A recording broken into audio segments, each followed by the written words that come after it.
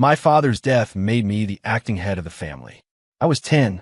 The chairman's seat in the boardroom was too high. My feet dangled in the air, swinging gently. From the shadows of the room, my aunt, Catherine Rhodes, the matriarch of the family, spoke, her voice soft but sharp. Alex, sit tight. Of course I sat tight. This chair was bought with my father's life. As I was thinking, a voice boomed across the boardroom, rattling the floor-to-ceiling windows. Mr. Rhodes, our Arctic operations are being raided by Russian-backed mercenaries. I'm formally requesting the deployment of 20,000 Aegis personnel. General Marcus Thorne, head of our private military corporation, Aegis Security. He wore a bespoke suit, but his voice was a battlefield command, thick with menace. The rest of the board sat in frozen silence. I lowered my eyes, focusing on the intricate puzzle box in my hands. The polished wood was warm from 3 years of constant handling. I ignored the ultimatum in his tone and asked a question that seemed to come from nowhere. General Thorne, the forecast for the Arctic Circle. Winter is setting in early, isn't it? He paused for a beat, then his voice grew louder. Exactly. With winter coming, the mercs are low on supplies. This is the perfect time to strike. It's a God-given opportunity. His logic was sound. Impeccable even. Except he'd overlooked one thing. I turned my gaze to Simon Vance, our family's long-serving chief financial officer. Simon, your report from 2 days ago mentioned that the latest quarter's Kevlar fiber acquisition was underperforming. Our inventory of winter combat gear is running low, isn't it? My voice was quiet, but it carried across the vast mahogany table. Is it enough for a 20,000-man deployment? The question landed like a slap across Thorne's face. His expression hardened. Logistics has its own projections. That's hardly a concern for the chairman. I smiled. Everything that affects this family, big or small, is my concern. I tilted my head, affecting the innocence a 10-year-old is supposed to have. We can't have our soldiers trying to project corporate power in summer uniforms, can we? Thorne stared at me, the fury in his eyes sharp enough to pin me to the chair. But he couldn't say a word. After a long moment, my Aunt Catherine's voice cut through the tension. We will table this discussion. Back in the penthouse, my aunt dismissed her staff. Her gaze was probing. Who told you to say that?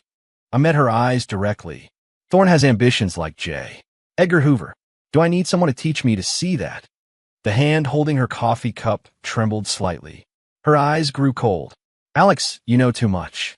Too on his deathbed, my father, Arthur Rhodes, had coughed up blood and whispered to me, Son, don't listen to what they say.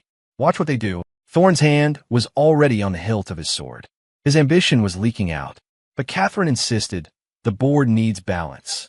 We can't touch Thorne's control over Aegis. Not yet. I scoffed internally. Balance? It was a Faustian bargain, drinking poison to quench a thirst. The next day, my prized possession, a custom-built racing drone named Ghost, had its guidance system mysteriously fried. A warning shot from Thorne. Everyone expected me to throw a tantrum. Instead, I calmly watched the tech team salvage the wreckage. Then, I summoned the head of household staff. Take the drone's inertial navigation unit, the best part, and have it sent to General Thorne's son. And pass along a message from me. Tell him to stop wanting things that belong to other people.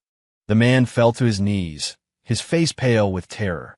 I knew how ruthless the order was, how dangerous. But I had to show him that I, Alex Rhodes, was not afraid. Thorne's son had indeed been whining for a drone, just like Ghost for weeks. The reprisal was unmistakable.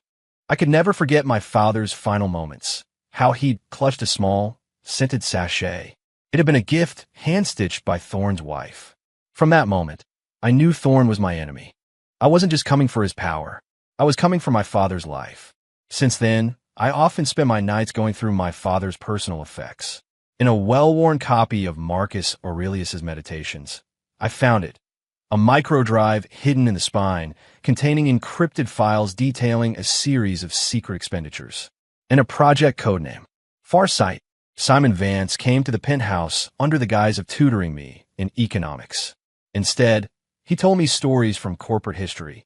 He told me about a powerful executive whose ambition grew so large he tried to stage a hostile takeover, and how the family had crushed him. He looked at me and said, enunciating every word, dilute his power, isolate his influence. 3. I asked him directly, Simon, whose side are you on? Simon Vance adjusted the crease in his trousers and gave a deep, formal bow. I am, and always will be, one of your father's men. In that moment, I no longer felt like I was alone. A few days later, the family hosted a gala for a delegation of Middle Eastern sovereign wealth fund managers. Thorne found his stage again. He held court, boasting about Aegis's victories and painting a picture of global dominance, all to build support for his Arctic deployment. I ignored him. I picked up a glass of sparkling cider and walked over to the lead sheik. After a few minutes of conversation, I confirmed what I suspected. The stability of the new Silk Road was critical to them. I turned and, using the most innocent tone a child could muster, asked Thorne a question. General, will the profits from this war be greater than the profits from our shipping and technology contracts? The entire room went quiet. Thorne's smile froze on his face. I pressed on. If the new Silk Road is disrupted because of a new war, who will compensate our partners for their losses? I drained my glass and walked back to my seat. I left him there, standing in a cavern of dead silence. I knew then there was no turning back. It was him or me. After the gala, I walked alone through the penthouse corridors. The air conditioning felt cold on my skin. I thought of my father in his last days, the fear and helplessness in his eyes. He had grabbed my hand, his breath a thin whisper. Watch out for Thorne. I clenched my fists. Dad, I will get justice for you. I swear it. 4. The next day, I summoned General Thorne for a private meeting. Just the two of us in the chairman's office. I was in casual clothes, my small frame swallowed by the enormous leather chair, my feet still not touching the floor. He stood before me in his severe suit, a tower of iron, looking down at me. I didn't waste time. I slid 2 encrypted flash drives across the desk. The first drive contains the authorization for the Arctic deployment. I saw his eyes light up and added, however, I've assigned a new second-in-command. His face darkened again. The second drive, I said, picking up the other one, authorizes a full, forensic audit of Aegis Security's last 5 years of expenditures, citing accounting irregularities. It will be led personally by our CFO, Simon Vance. I looked him dead in the eye. War, general, or an audit? You choose. His hands clenched the 2 drives, the veins on his knuckles bulging. His eyes flashed with shock, then rage, and finally, a disbelieving scrutiny. I held his gaze, my small body radiating the authority of the man who owned this building. Finally, his hands went limp. The drives fell to the carpet. He turned and left without a word. The afternoon sun cast his shadow long across the floor, like a monument beginning to topple. I didn't watch him go. I simply picked up a financial report from the desk.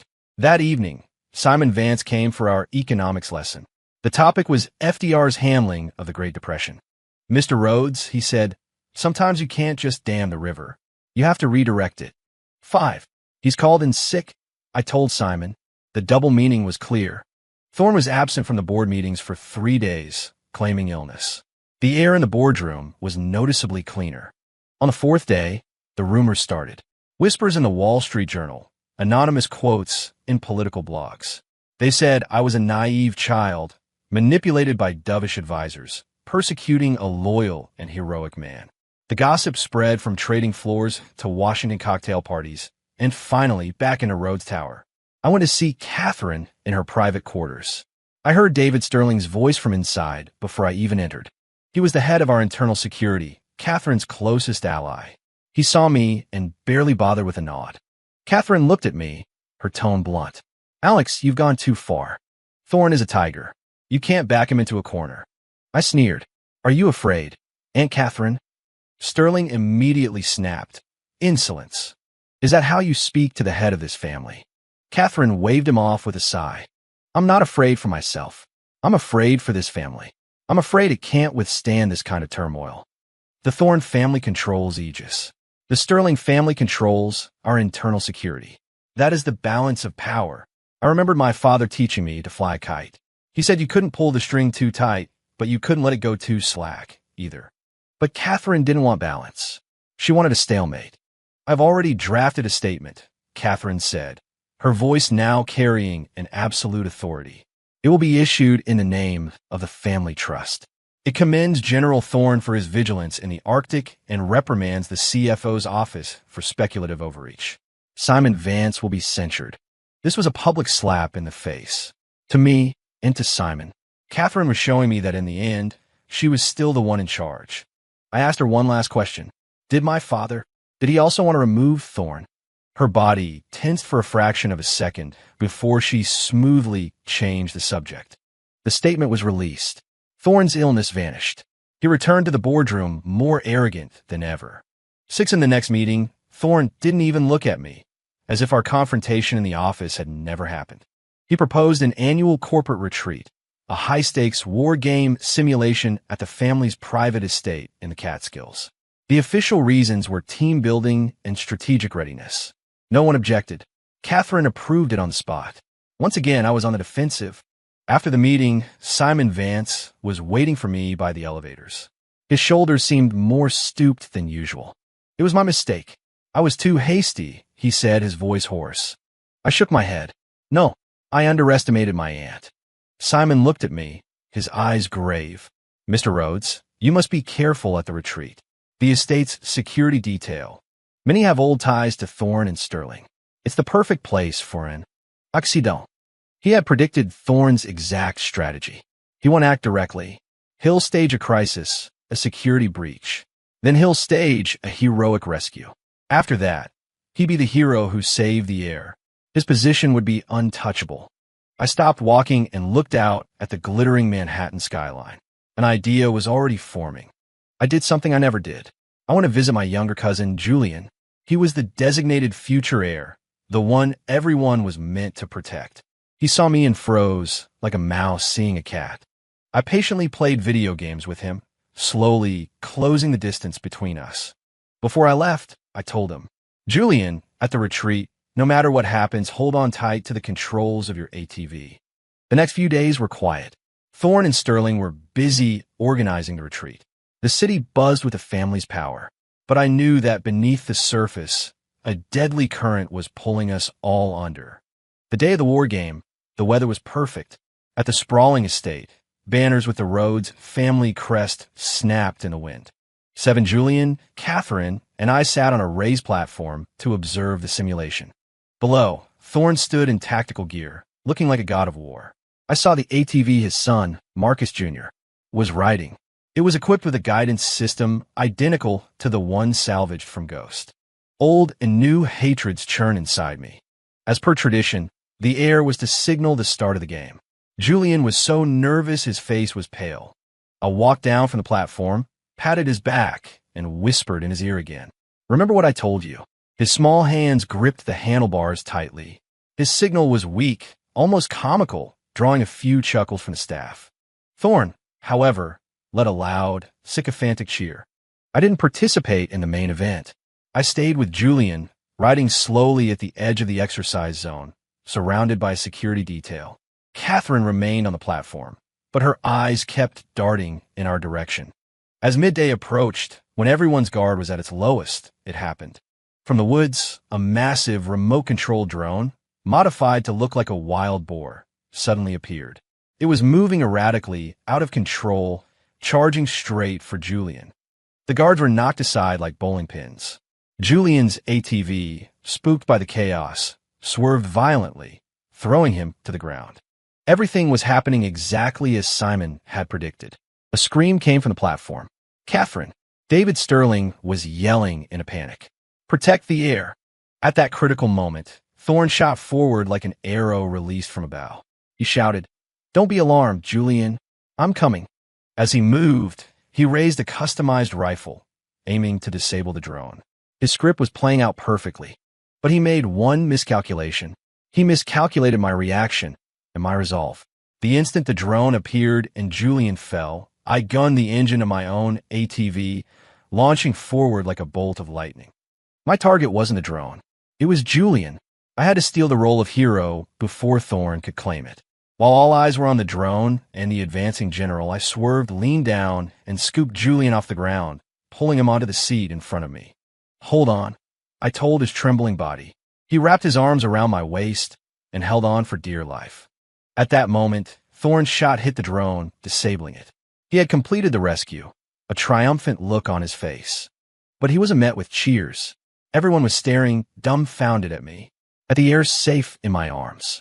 With Julian, I steered my ATV away from Thorn and sped toward the small patch of woods on the far side of the field. Thorn's face went white with rage. He roared and gave chase, shouting, "The acting chairman has abducted the heir. It's a coup." Julian was shaking in my arms. I whispered in his ear, "Sit tight." As I spoke, I yanked the handlebars hard to the left. A figure dressed in black tactical gear lunged from behind a tree, missing us by inches. An assassin. Thor arrived, saw the attacker, and instantly changed his tune. "Assassin, protect the heir." He engaged the attacker. From the woods, a dozen more masked figures emerged, clashing with Thorn's personal guards and the estate security. The scene descended into chaos. Holding Julian, I watched the calculated mayhem unfold. A malfunctioning drone, a heroic general, a surprise assassination attempt. A brilliant three-act play. He didn't just want the credit for the rescue. He wanted the credit for stopping a coup as well. David Sterling arrived with reinforcements, his face ashen. Clearly, he hadn't been informed about the second act of this play. Thorn fought with brutal efficiency, dispatching the lead assassin with a single combat knife thrust. The remaining attackers feigned a retreat and vanished into the woods. Thorn stood over the body, then walked to my ATV and dropped to one knee. "My apologies for the security lapse, Mr. Rhodes. Julian, I was too slow." The performance was flawless. Catherine arrived, first praising Thorn for his heroism, then berating Sterling for the catastrophic security failure. "Some people," she said with a cold smile, "are getting too ambitious." Her eyes flickered almost imperceptibly towards Thorn. Just then, Simon Vance arrived with a new team. He went straight to the body of the dead assassin. He ripped off the man's mask, revealing a face many recognized. He was a notorious mercenary leader, known to be on the payroll of a rival Russian oligarch. Simon turned, his voice ringing with accusation. "General Thorn, just yesterday you were demanding a deployment against Russian-backed forces. And today, their assassins are here, at the heir's side. Is this a case of extreme audacity from our rivals, or is someone manufacturing a justification for war?" The color drained from Thorn's face. He knew he'd walked right into our trap. He rose to his feet, his voice filled with righteous fury. "This is a setup, a baseless accusation." He began listing his years of service, his loyalty to the family, trying to paint himself as a victim. Catherine ordered him to be silent, but he had already gone rogue. "Catherine," he yelled, a wild look in his eyes, "I hold the command protocols for all 20,000 men in the Arctic. They answer to my authority, not to a family statement." This was it, a direct threat, using his military power to hold the family hostage. Catherine and David Sterling's faces went pale. In this moment of high tension, Julian, who had been silent the whole time, suddenly spoke. "He's lying." He pointed a shaky finger at Thorn, shouting with all his might, "That assassin, he didn't kill him." Julian said he saw it clearly. The assassin was killed by a blade from one of Thorn's own black-clad deputies, who was standing behind him. And the man was already on the ground when it happened. The accused deputy turned pale, his hand instinctively going to the knife on his belt. Thorn had calculated every variable except one, that a quiet little boy who usually only cared about macarons would see the fatal detail. I walked up to the deputy, my eyes cold. "Show me your knife." Security forces moved in to apprehend him. A look of pure desperation flashed in the deputy's eyes. "You forced my hand," he screamed, turning and lunging at Thorn with his knife. A perfect dog-eat-dog scenario. Thorn dodged, but the blade sliced his arm. The deputy was immediately gunned down by other guards. Silence forever. Catherine's voice was ice. "Thorn, what do you have to say for yourself?" Thorn knew he was beaten, but he had one last card to play. He pulled out a military-grade encrypted hard drive. "If anything happens to me, the entire Aegis command structure in the Arctic goes rogue. Is this family's future worth sacrificing for a dead man and a child, Catherine?" My aunt hesitated. I looked at Julian and said 3 words. "Checkmate." It was the name of the final move in a chess game we often played. I clapped my hands lightly. From the surrounding woods, the heavy, rhythmic tread of combat boots echoed. A unit of soldiers in unmarked, black, state-of-the-art combat armor emerged like ghosts.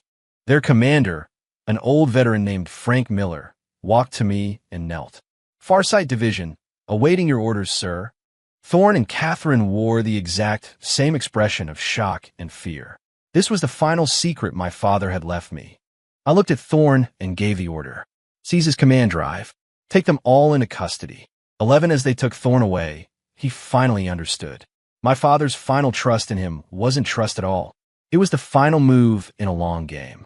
My father had used his own death to set the stage for me. My heart twisted in my chest. That night, New York was locked down. The Farsight Division took over security at Rhodes Tower. I sat with Simon Vance in the chairman's office. The encrypted command drive lay on the desk between us. Simon had already made the arrangements.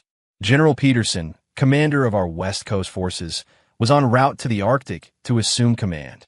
As for Thorne's son, Marcus Jr., "He can't remain," Simon said. "A potential liability." I said nothing. The next morning, the board members looked at me with a new expression: fear. The conspiracy case against Thorne was sealed. 37 of his key people were purged from the company.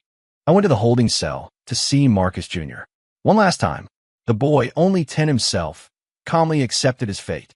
He only asked if his mother and his ATV were okay. That night, I had nightmares filled with his innocent, questioning face.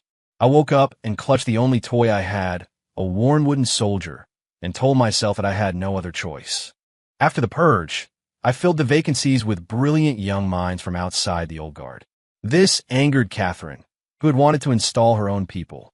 I confronted her, telling her I knew the truth about my father's death.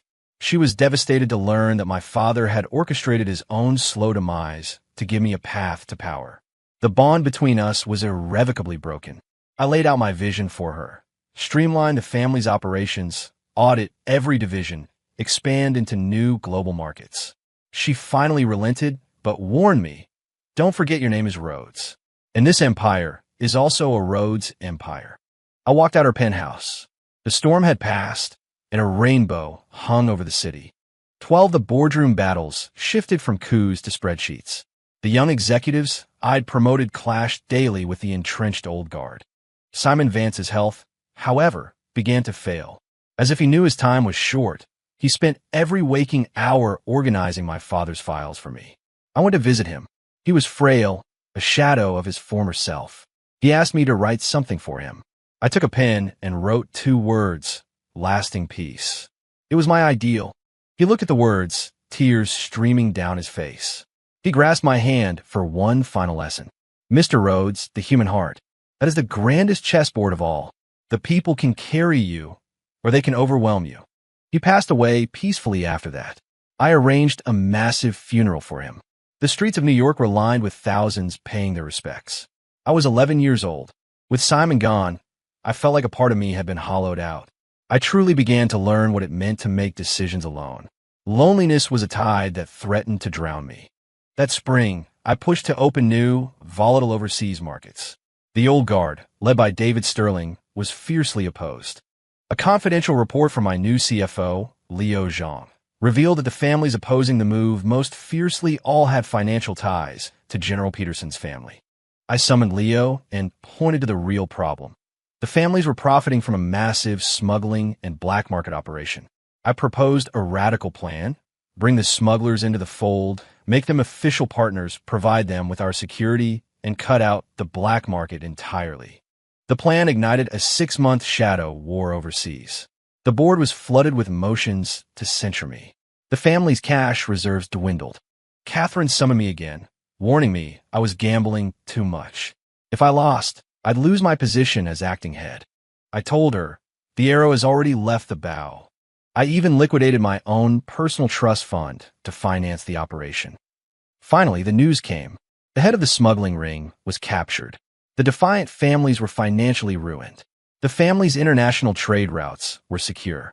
Cash began to flow into our coffers at an unprecedented rate.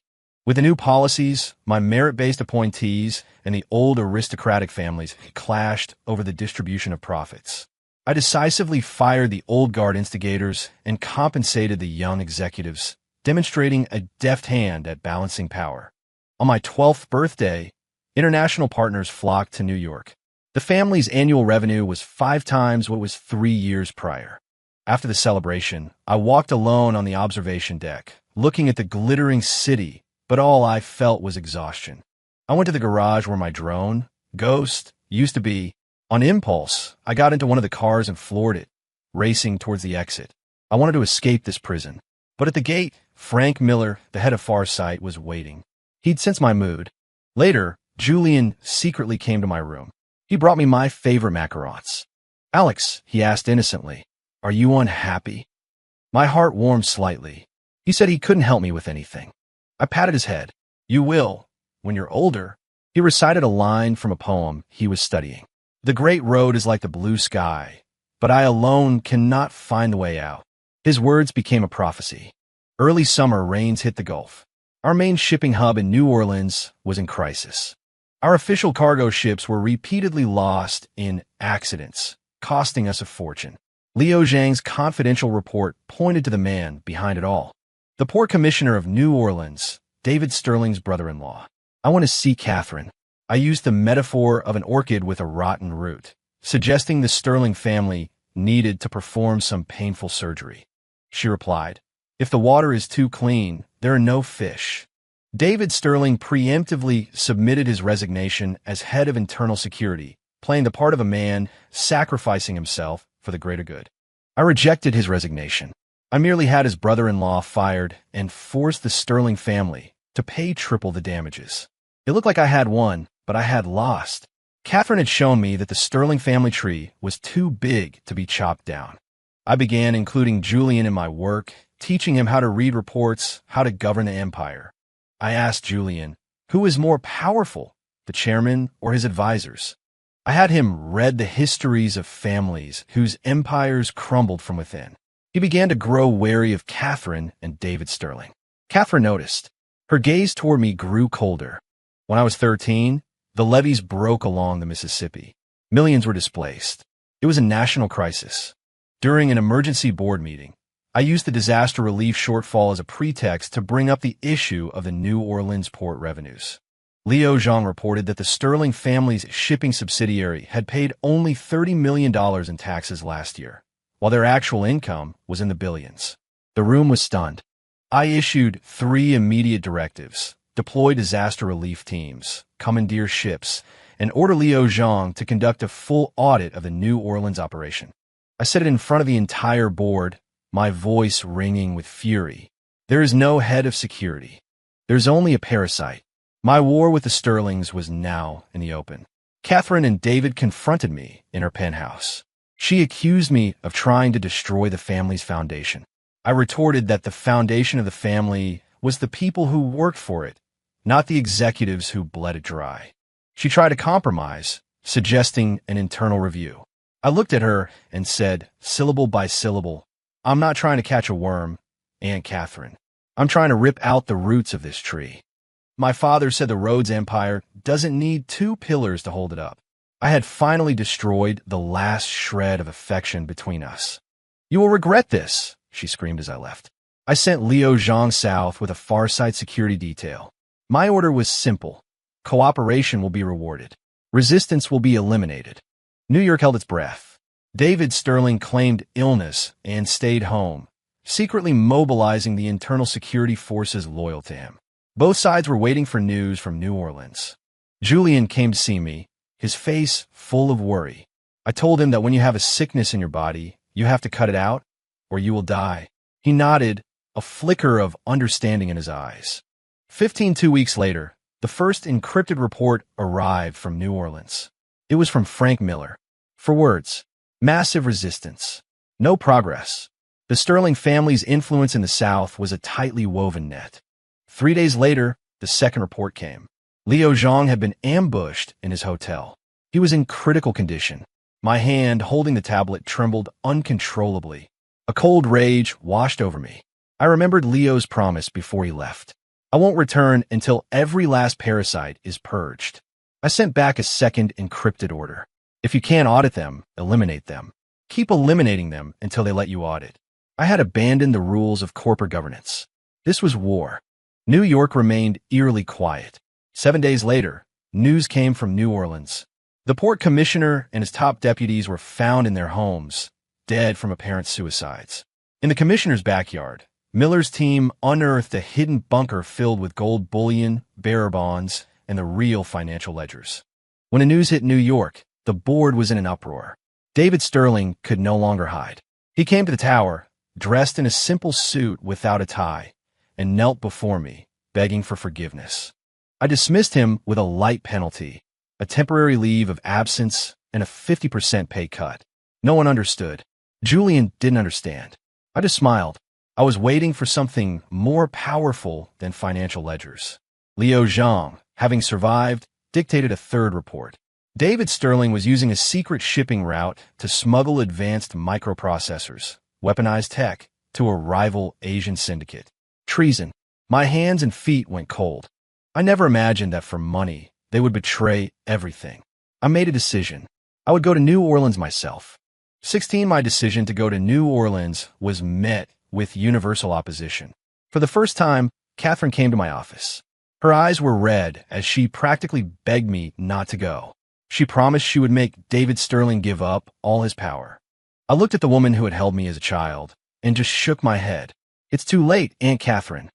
The last bit of color drained from her face. Must you destroy everything and everyone? She asked, her voice choked with tears. I told her I was doing it for the employees and soldiers who had died because of the faulty tech and weapons the Sterling's partners had used against us. I decided to take Julian with me. I wanted him to see the real state of the empire he was set to inherit.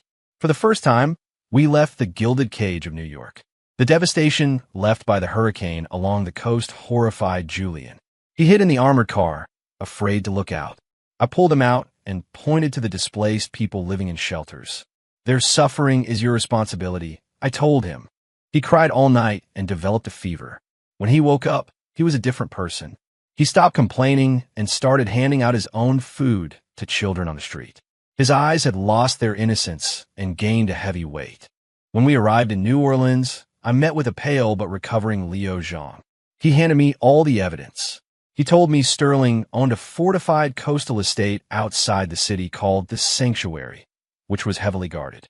That night, I met with Frank Miller. The estate was protected by 300 former internal security officers and a group of elite Yakuza mercenaries. It was a fortress. I looked at the maritime charts and smiled. We didn't need to storm it. We just needed to wait for the right wind. 17. The wind came 3 nights later under a full moon. Dozens of assault boats, flying the flags of a rival Yakuza clan, appeared on the water. Countless mercenaries stormed the estate, screaming battle cries. Miller and his men were stunned. I explained that it was a dog-eat-dog plan I had coordinated with General Peterson. I had him use 4 mercenaries on our payroll to pose as a rival clan. We forged a letter from Sterling, luring his Yakuza partners into a trap, making it seem like Sterling was selling them out. The notoriously paranoid Yakuza boss fell for it. The guards and mercenaries at the estate never expected to be betrayed by their allies. They were caught off guard and quickly lost ground. The sound of gunfire echoed through the night. I stood with Julian on a distant hill, watching it all unfold. The firelight reflected on his young face. He was trembling, but he didn't close his eyes. He suddenly asked me, "Are they all bad people?" I was silent for a long time. "I don't know," I finally said. "I only know that if I don't kill them, they will kill many, many more good people." The battle raged all night. By dawn, the estate was a smoldering ruin. Sterling's guards and the Yakuza mercenaries were almost completely wiped out. The mercenaries we had hired also suffered heavy casualties under the cleanup operation by the Farsight Division. Miller's team stormed the ruins and brought out a survivor, the Yakuza boss's second in command. They also brought out several chests of silver bullion and all the correspondence between Sterling and his partners. We had a witness and physical evidence. An ironclad case. 18. I interrogated the captured Yakuza leader in fluent Japanese. He was shocked. Then a cruel smile spread across his face. He said David Sterling had promised them the entire New Orleans port operation if they helped him eliminate me. I ordered the evidence and the witness to be flown back to New York. I had the estate burned to the ground. The official story was that a Yakuza clan war had spilled onto American soil. On the way back, Julian was very quiet. Just before we reached the city, he spoke. "Alex, from now on, I want to learn the language of all our enemies. Only if you can understand them can you know what they're thinking. And then you won't be deceived." I looked at him and suddenly felt that he had truly grown up. We arrived back in New York at dusk. The sunset was the color of blood. I didn't go back to the tower. I went straight to the Sterling residence. The house was unnervingly quiet. David Sterling was sitting in his study, dressed in a brand new suit, as if he had been waiting for me. He calmly admitted that he had lost. He was curious, he said, about who had taught me to be so ruthless. The dead, I told him. He asked me to let him die with dignity. I pushed a file across the desk to him. It was a transfer order. He was stripped of all titles and positions and was being reassigned to a remote security outpost in the Arctic to serve as a gate guard. He was never to return. I wanted him to live, to see with his own eyes how the enemies he had armed were killing our people. This punishment, worse than death, made him break down completely. He let out a guttural, animalistic sob. 19 before leaving, I paused at the door. I told the old butler that Sterling's youngest daughter, who lived far away, had recently fallen gravely ill.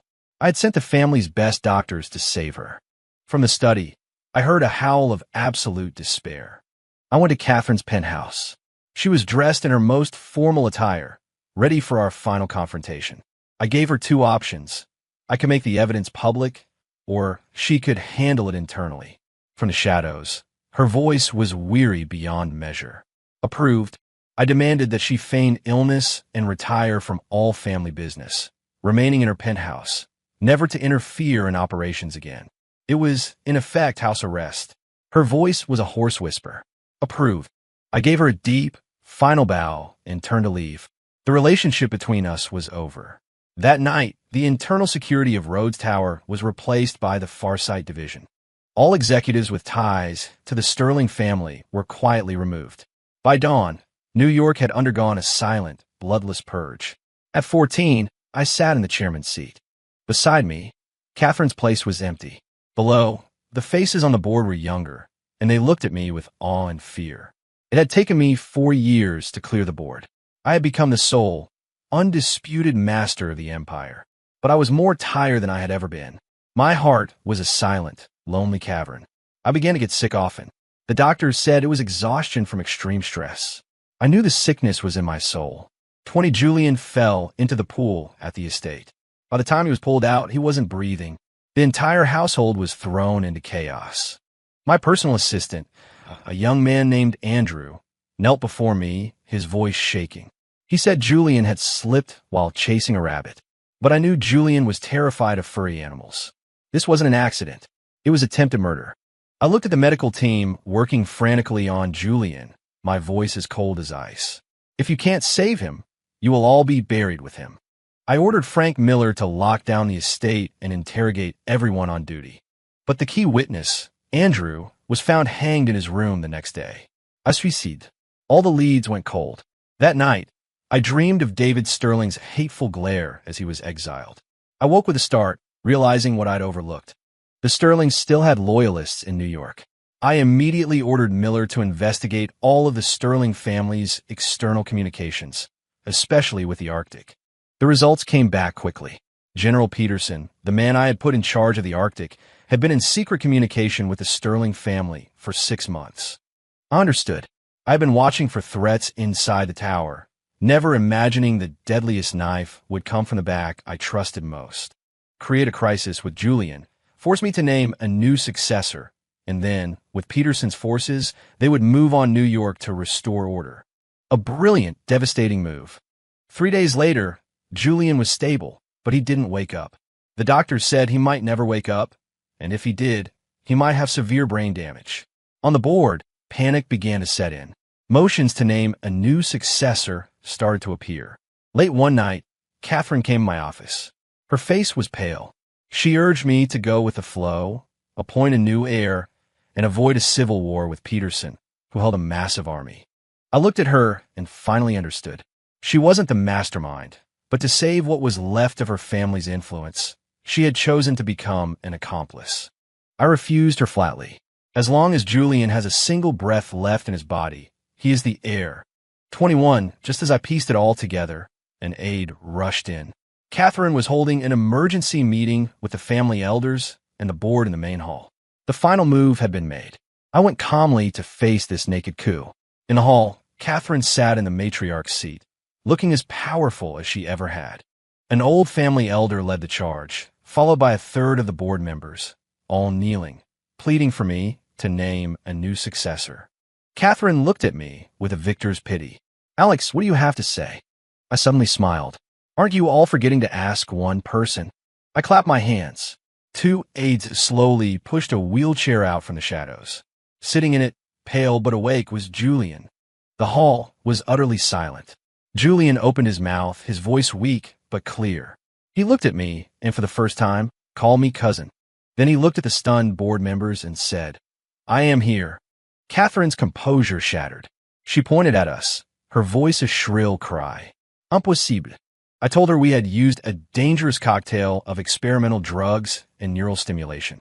We had traded 10 years of his life expectancy for a few moments of clarity.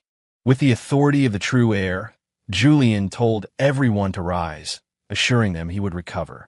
All of Catherine's plans evaporated the moment Julian opened his eyes. I declared the matter of succession closed. Anyone who raised it again would be treated as a traitor. In their final private confrontation, Catherine screamed at me. I never wanted to kill him, but it had gone too far for the Sterling family, and to prevent the Rhodes family from producing another monster like you, I had to do it. I ordered her to be confined to her penthouse, permanently. 22. Back in his room, the drugs wore off, and Julian fell unconscious again, but his breathing was stable. I used his authority as heir to issue 3 directives. I censured the elders, fired the board members who had kneeled, and promoted more of my young loyalists.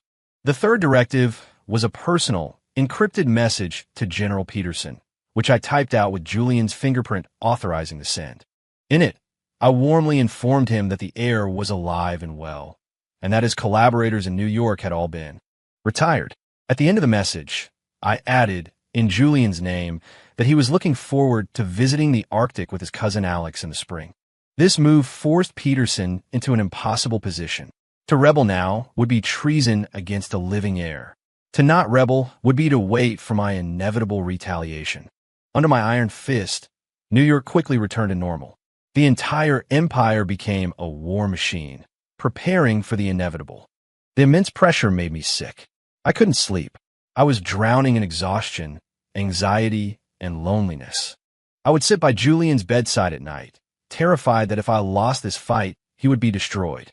2 weeks later, a joint communique arrived from the Arctic, signed by Peterson and David Sterling. It was a declaration of war. The document listed 10 crimes I had committed, calling me a tyrant and a usurper. They were marching to liberate the family. At the next board meeting, I read the declaration aloud and announced I would personally lead a 5,000-man Farsight division force to meet them. The entire board begged me not to. 5,000 against 200,000 was suicide. I walked to a large map of our global operations and pointed my finger at Peterson's home base, his sparsely defended West Coast territory. I revealed my insane plan. We weren't going to fight his army head-on. We were going to cut off his roots. 23. I told them it was a massive gamble. A gamble that Peterson would turn back to defend his home, a gamble on speed, a gamble on loyalty, and a gamble on the future of the family. The night before I left, I stood by Julian's bed. I held his hand, said a quiet goodbye, and promised I would take him kite flying when this was all over. As I turned to leave, I thought I saw his finger twitch. After marching north for 10 days, in the middle of a blizzard, I gave the order for the entire army to secretly turn and head west. Everything was as I'd calculated. The West Coast defenses were a skeleton crew. My army cut through their territory like a knife, taking 7 major assets in 2 weeks. When the news reached Peterson, who had just reached the Mississippi, he was caught in an impossible bind. I was betting he would come back. His family, his wealth, his entire power base was on the West Coast. 3 days later, military intelligence confirmed it. Peterson was leading a 100,000-strong elite force in a frantic race back west. He wasn't ruthless enough. He had fallen into my trap. I ordered my forces to retreat and set up a defensive position in a treacherous mountain pass called Hawks Pass, the only route his army could take. Frank Miller didn't understand. I told him I wasn't planning to fight. I was planning a welcome party. For 5 days, the Farsight Division became combat engineers. They riddled the canyon walls with explosives, set up rockslide triggers, and prepared 1,000 other traps. On the 5th day, as our supplies were dwindling, a scout reported that Peterson's exhausted but furious army had arrived. I stood on a mountain peak, watched them enter the pass, and gave the order to wait until the entire army was inside. With a wave of my arm, the world exploded. Boulders and explosions tore through the valley. The screams echoed off the canyon walls. 24. Prepositioned rockets ignited the barrels of crude oil we had placed at the canyon's entrance. A wall of fire sealed their only escape route. Hawks Pass became a hell on earth. The 100,000-man army collapsed into chaos, trampling each other in a desperate attempt to flee the inferno.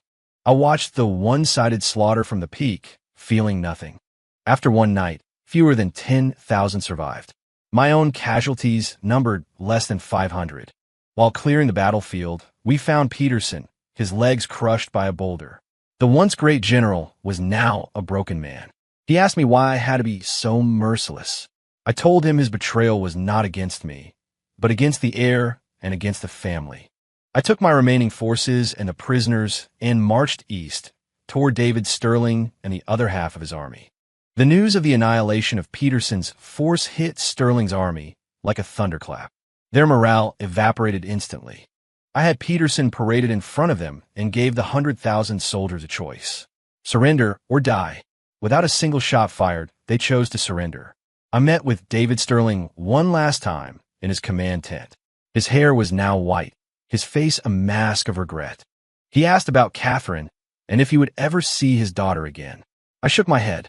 Tears streamed down his weathered face. I placed a vial of fast-acting poison on the table in front of him, fulfilling my promise to give him a dignified end, and walked away. The rebellion was over. I was the savior of the empire. My power was absolute. On the journey back, people lined the streets, cheering for their hero. But inside, I felt a vast, desolate emptiness. I was truly, utterly alone. The first thing I did upon returning to the tower was go to see Julian. He was still asleep. 25 the doctors said there was nothing physically wrong with Julian. He wasn't waking up because, on some level, he didn't want to. His dream world was safer than reality. I sat by his bed, and a strange thought occurred to me. Maybe it was better this way. He could sleep forever, and I could protect the empire for him. That night, a meteor shower, a once-in-a-century event, lit up the sky over New York. The light was as bright as day. My first instinct was to run back to Julian's room and shield his body with my own. I closed my eyes, ready to face whatever came next, and felt a strange sense of relief. After the celestial event, paranoia swept through the staff. My own health, worn down by stress, finally gave out. An old, white-haired man in a simple suit appeared, requesting a meeting and presenting a pin that had belonged to my father. He diagnosed me without a single instrument. Your heart is a slave to power. Your spirit is a prisoner in a cage. He passed on my father's last message to me. A leader must control the empire, not be controlled by it. If one day that chair becomes too heavy a burden, give it back to someone who can sit in it securely. My father's words hit me like a lightning strike. The old man left a small, warm stone on the bedside table. He said it was a fragment from the meteor shower and that it would help calm Julian's spirit. Then he was gone. I looked at the meteorite and understood. This was the final move my father had planned for me, from beyond the grave. 26 the next day, I declared the meteor shower a sign of a prosperous new era and issued a company-wide bonus. A month later, I went to Catherine's penthouse. I found her sewing clothes for a baby that would never be born. I told her about David Sterling's death and the fate of her family members, who had been exiled and stripped of their wealth. The needle fell from her hand. Her eyes burned with a venomous fire. "You are a monster," I replied calmly. An aunt who would sacrifice her own nephew to save her brother. That is monstrous. She broke into wild laughter, saying I was just like her. We had both used Julian as a piece in our games. The only difference was I had one. We are not the same, I told her. I gambled for the Rhodes family. You gambled for the Sterlings. I turned and left, her hysterical curses following me down the hall, damning me to a life of betrayal and loneliness. At 15, I spent a year completely overhauling the Empire's leadership. There was no longer any opposition. The Empire ran with ruthless efficiency. The coffers were full. The territories were stable. It was a golden age. But as the architect of that age, I found life increasingly dull. I couldn't sleep, reading history books to pass the nights, but the endless cycles of power and betrayal just bored me. I realized with the start that I didn't want Julian to wake up. A sleeping heir was the perfect puppet. I began searching for a wife for him, a future queen. I eventually chose a young woman from outside our world, with no powerful family connections, Eliza Vance. On their wedding day, I got drunk alone. I dreamed my father asked me, which is happier, the kite or the person flying it? I woke up knowing the answer. Neither. One is pulled by the string, and the other is anchored to the ground. 27. Eliza Vance was a good wife. She cared for Julian with a devotion that was almost unnerving, as if he were truly her husband. I would often watch her through a doorway, see the gentle silhouette of her sitting by his bed, and feel a flicker of warmth. But I would quickly remind myself that she was just like me, a prisoner in a gilded cage. Life continued, quiet and orderly, until the night before my 16th birthday. I went to see Julian, as I always did. As I was about to leave, I heard a faint, sleepy voice behind me. Water! My body went rigid. I turned around slowly. On the bed, the boy who had been in a coma for 2 years was moving his eyelashes. Slowly, he opened his eyes. They were clear, confused like a newborn's. My mind went completely blank. I fumbled to pour a glass of water, helped him sit up, and held it to his lips. After he drank, he looked at me, and a flicker of recognition appeared in his hazy eyes. He spoke, his voice tentative. Cousin. My heart felt like it was being squeezed in a vice. The next day, the doctors confirmed Julian was healthy, but he had forgotten many things. His mind had reverted to the state it was in when he was 12. I knew it was a side effect of the drugs we had used. I ordered the news to be kept secret and began the slow process of teaching this boy with a child's mind how to be a king. He would often ask innocent questions that I didn't know how to answer, forcing me to reply with cold, hard facts. 28. I realized with a dawning horror that I was molding Julian into a new version of myself, cold, suspicious, and detached. It terrified me. One evening, he asked me if I ever got tired from being so busy all the time. His clear, honest eyes made it impossible for me to answer. Just then, Eliza came in with a calming herbal tea. Julian's eyes lit up when he saw her, and he began acting like a child, refusing to drink it. I watched as Eliza patiently coaxed him, watched as he let his guard down and became a boy again in her presence. My heart twisted. I suddenly understood. Julian wasn't a blank slate. He only had to be a blank slate in front of me. I slipped out of the room. That night, I made a decision. At the next board meeting, I made an announcement in front of everyone. Effective today, the heir will assume all executive duties. I am returning power to the designated chairman. The Great Hall was deathly silent.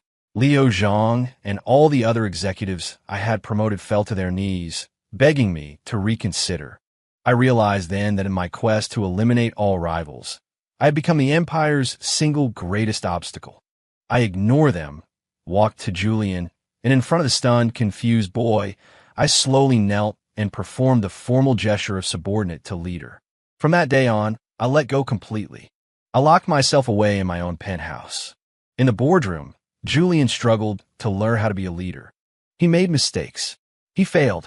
The executives constantly came to me, begging me to take control again. I refused to see any of them. I told Liu Zhang when he forced his way in, a kind, compassionate leader who makes mistakes is better than a figurehead who only knows how to eat macarons. I knew he had to learn to walk on his own. But late at night, I would still worry about that boy. I could let go of power, but I couldn't let go of him. 29. That winter, An urgent report came from the Arctic. A new alliance of mercenaries had broken through our defenses. In the boardroom, the hawks and the doves were at each other's throats. It was the first real crisis of Julian's reign. After 3 days of indecision, he received a letter delivered from Catherine's quarters. The next day, he issued an order that stunned everyone. He wanted to negotiate a truce. When the news reached me, I dropped the chess piece I was holding. A perfect game, ruined by a single, foolish move. I had overestimated him and underestimated the woman who, even in her confinement, refused to be irrelevant. I couldn't sit back any longer. That night, I dressed in black and slipped into the main residence. But when I entered the heir's private chambers, I saw something I would never forget. Julian was kneeling on the floor, and Eliza, his gentle wife, was holding a thin cane, striking him again and again across his back. Her face was no longer soft. It was a mask of cold fury.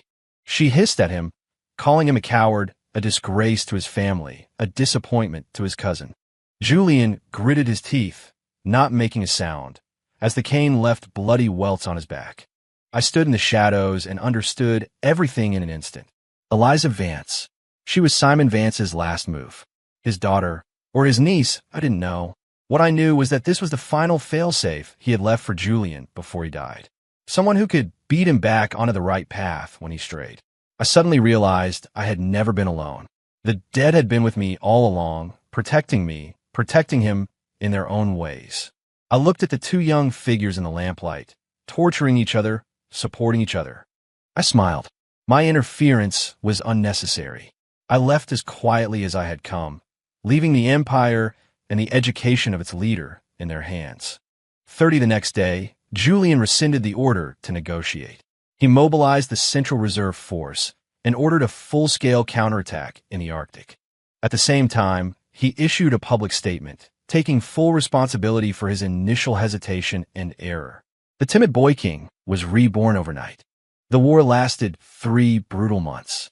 Just when our forces were on the verge of collapse, a once-in-a-century blizzard hit the Arctic, cutting off the enemy's supply lines. Frank Miller seized the opportunity and achieved a decisive victory. Julian had gambled and won. When the news of victory arrived, he didn't celebrate. He went to the family mausoleum and knelt for a day and a night. When he emerged, his eyes had lost their youth and confusion. In their place was the deep, steady resolve of a true leader. I submitted my official resignation from all positions and requested permission to leave the family service. He looked at me for a long time and asked if I was sure. "This world is yours now." I told him. "I need to go find mine." He was silent for a moment, then he smiled. It was a smile of sadness, of gratitude, and of release. He approved it. His only request was that I visit from time to time, that there would always be a place for me. I smiled but didn't answer. I knew I would never come back. I left the city I had lived in for 16 years on a simple motorcycle with no fanfare. As I passed the outer gates, I looked back one last time. I saw Julian, dressed in a fine suit, standing on the balcony of the highest tower, waving at me with all his might. My eyes burned. I turned the handlebars, didn't look back again, and accelerated down the highway toward an unknown horizon. The great road is like the blue sky. 3 years later, Julian was known as a wise and decisive leader. The road's empire was stable and more prosperous than ever. One day, he was wrestling with a complex international trade dispute and could find no solution. An anonymous, encrypted email arrived on his desk, sent from a public terminal. The message contained only a few sentences, a simple analogy that perfectly illuminated the core of the problem, and proposed a solution so elegant and unexpected that no one had considered it. Julian stared at the words on the screen, recognizing the sharp, incisive style of the prose, and was still for a long time. Finally, in the warm glow of his desk lamp, a slow, relieved smile spread across his face. He knew his cousin was still out there, watching over the world he had built, and that he had finally found a bigger world of his own.